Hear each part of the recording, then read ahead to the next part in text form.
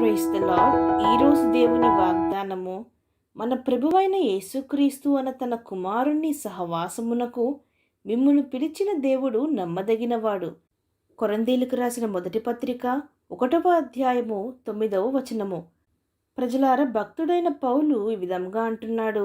ప్రజలారా, ఏ దేవుడైతే మనల్ని ఎన్నుకొనెనో, ఏ దేవుడైతే మన కొరకు తన సొంత కుమారుణ్ణి ఇయ్యుటకు వెనుక తీయలేదో, ఏ దేవుడైతే తన కుమారుడైన యేసుక్రీస్తు సహవాసమునకు పిలిచెనో ఆయన నమ్మదగినవాడు అని.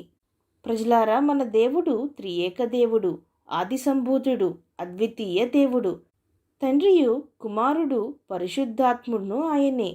ప్రజలారా, అట్టి భీకరుడైన దేవుడు, అట్టి సర్వమును సృష్టించిన దేవుడు, అట్టి గొప్ప దేవుడు మనకు దేవునిగా ఉన్నందుకు, మనల్ని ఎన్నుకున్నందుకు, మనల్ని పిలుచుకున్నందుకు మనము ఎంతో ధన్యులము. ప్రజలారా, అందరూ అనగా లోకమంతటా ప్రభువు దగ్గరకు రాలేదు. అందరూ ఆయనే దేవుడని నమ్ముకున్నను లేదు.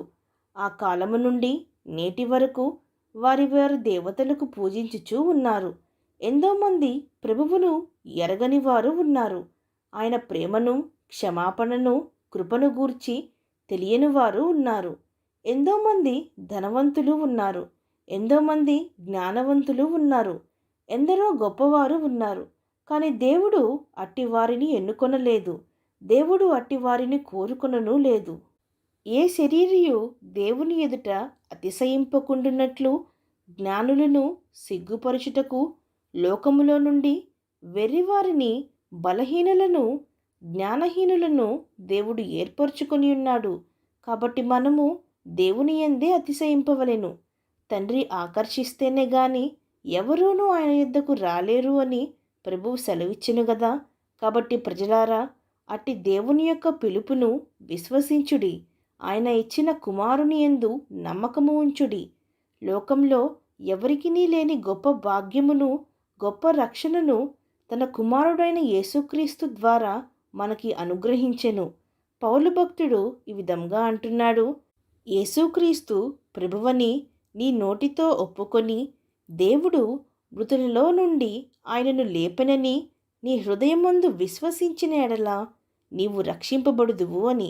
కాబట్టి ప్రజలారా, ఏలాగున క్రీస్తు పునరుద్ధానుడై మృతులలో నుండి దేవుడు తనని లేపి పరలోక రాజ్యమునకు చేర్చుకునెనో, అలాగుననే ఆయన యందు విశ్వాసముంచిన వారిని, ఆయన ద్వారా రక్షణ పొందిన వారిని లేపి తన చెంత చేర్చుకుని ఆయనతో పాటు యుగయుగములు, తరతరములు జీవింపజేయును.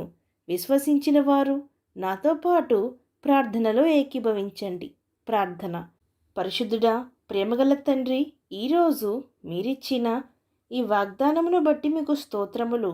దేవా, పాపులమైన మమ్మును రక్షించుటకై మీ ప్రియ కుమారుడైన యేసుక్రీస్తుని ఇచ్చుటకైనను వెనుక తీయలేదు. తండ్రి, మీకు లెక్కించలేని స్తుతులు, స్తోత్రములు.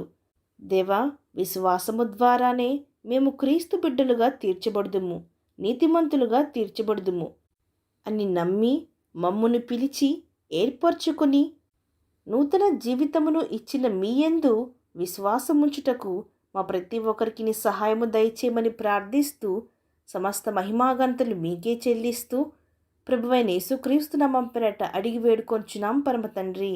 ఆమేన్.